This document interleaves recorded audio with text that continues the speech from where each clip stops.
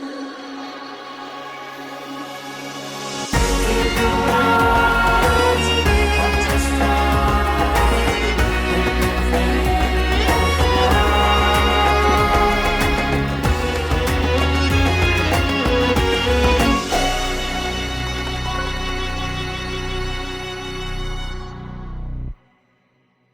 んばんは。で、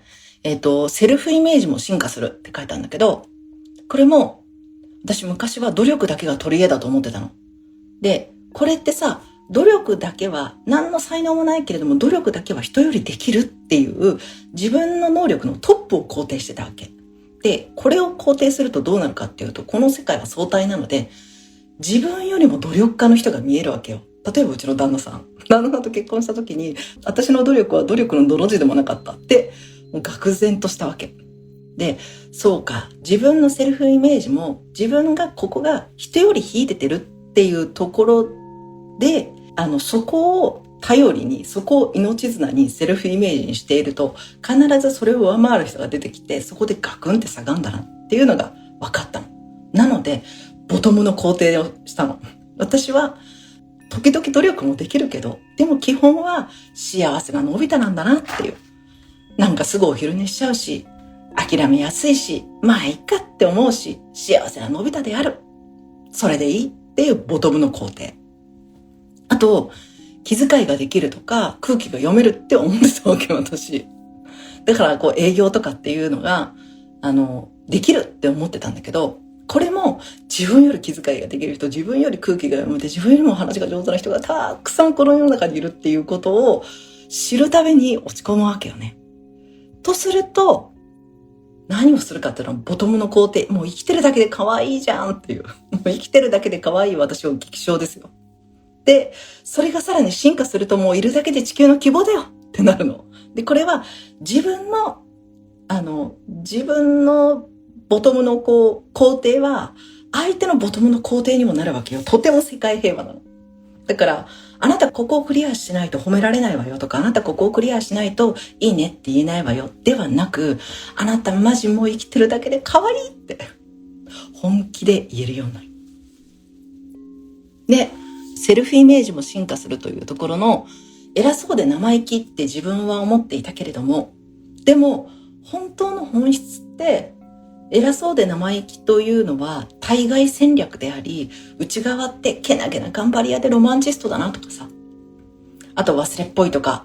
落ち着きないっていうのも過去に執着しない切り替えが上手だなとかさ、反応が薄い、これは例えば旦那さんで反応が薄いとかさ、共感力低いみたいなね、ちょっと話があったりしたけど、もう抜群の安定力だなとかさ、変化の許容度が高い、器が大きい、どちらが愛で見れるか、どちらがあるを発見できるかによって、その思い込みを変えていく。で、これも本当オセロだよね。うん。ガウディを思い出した。そうだね。本当。そう、まさに今日人と比べて私まだまだじゃんと落ち込む状態に陥ってました。ボトムの肯定。そうです。生きてるだけで可愛い私を激賞なんですよ。もう、どっかの勝負もどっかの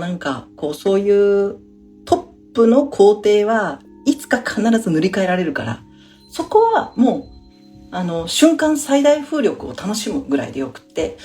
ボトムがしっかり肯定されていれば本当に心が満ちたまま、心が安心したまま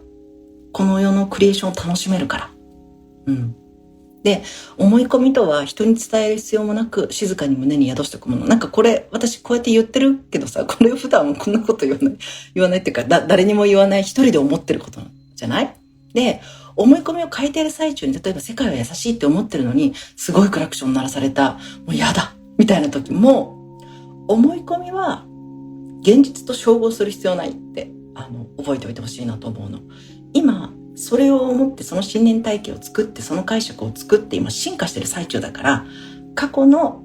自分の信念体系から来るものが今タイムラグがあって現実化されてるけれども、これはもうスルーで、そういうこともあるよな、急ぎたかった神様なんだなみたいなさ、それはもうスルーで、でも急ぎたかったっていうことは何かしたかったことがあるのかな現実と照合する必要はない。そして自分の信念体系がある世界は優しいって思っている。私はいるだけで可愛いって思ってる。だからこそ、期待値ゼロで世界と向き合える。この人から愛される必要もない。あの人から愛を受け取らなければ生きていけないこともない。なぜなら、私はいるだけでいいからっていう。なんかさ、ここが自分の信念体系がわからなかったりブレてたり、人によって埋めようとすると常に外に求めるじゃん。手応えを。でも手応えゼロでいいんすよ。もうマジで結果なくていいんです。もう自分で自分のこと分かってますからっていう自分の信念体系をベースとして期待値ゼロになれるっていう。そう、照合しなくていいんだ。あと、自分の中の10人が確信してる時にその世界が見事に現れる。これはね、本当にそうだよね。だからみんな今現実化していることって自分の中の10人がそりゃそうだろうなって思ってることが現実化している。確信できていることが現実化している。だから自分が現実化できてないことがあるとしたら、その自分の中の10人の何人かが確信していないだけで、その何人かをどうやって確信させるのかっていう工夫、それが確信できるような三次元的な何かそれをやってる人を探したり、こういう方法だったら簡単にできそうだっていうことを試してみたり、とにかくこういうことができたらいいなっていうことに浸る時間を長くして、この賛成派を増やしていくっていう、じわじわと賛成派を増やしていくっていうことだったりとか、いろんな方法があると思うんだよね。で、この世界は満天の星空のようなもの。空だからね。すべてがあるの世界。で、自分の思い込みでこの星の一つ一つがさ、全次元で全可能性なわけ。で、どの星を光らせるのか、どの星座を作ってめでるのかっていうのは自由に作れる。だから、今日はあの星座を光らせてたんだなとかさ、これからはこういう星座を光らせたいなということは、もうね、本当に新しい自分の思い込みとしてぜひ採用してほしいし、今でも私もこういう思い込みを作りたいなっていうこととかノートに書いたりしている。例えば今日も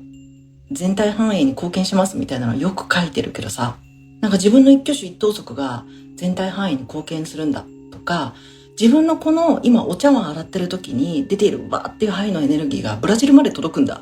みたいなことって、これも思い込みなわけで、私はこれを強化したい思い込みなので、これを強化すると自分のお茶碗洗うのにめちゃくちゃ信念持って洗えるわけじゃん。お茶碗洗ってんじゃないんだよ、愛で生きてるんだ、愛を広げてるんだ、世界平和に貢献してんだって思いながらお茶碗洗える。これが幸せなんだよね。なのでこういう思い込みを作ってやっている、書いたり、自分で見たりというのはすごくね、そういう思い込みに浸る時間を長くしています。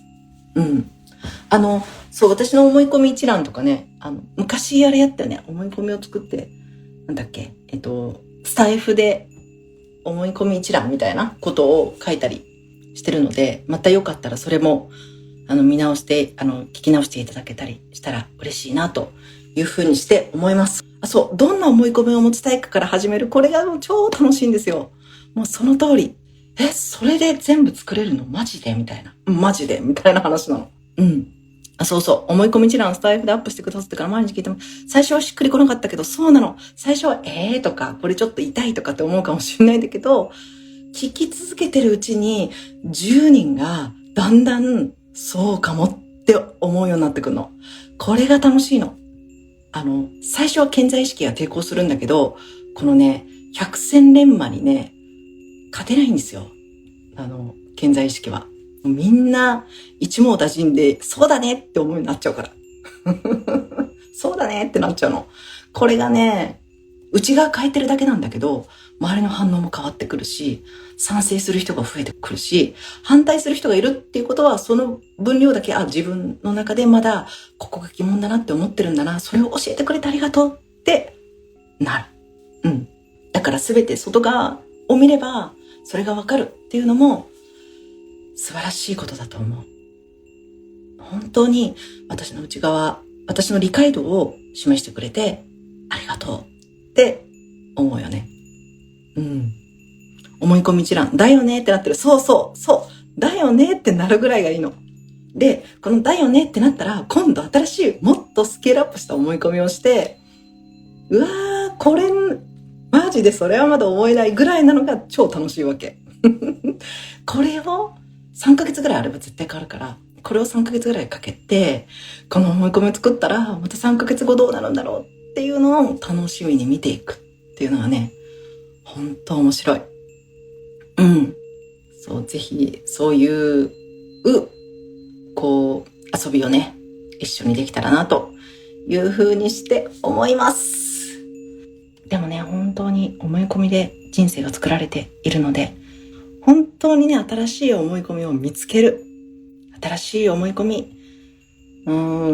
自分の中で浸透させていく。10人が大切さに持っていくっていうこのプロセスが、私はね、人生だなって思ってるので、一緒に楽しんでいこうね。それでは、ありがとうございました。またね。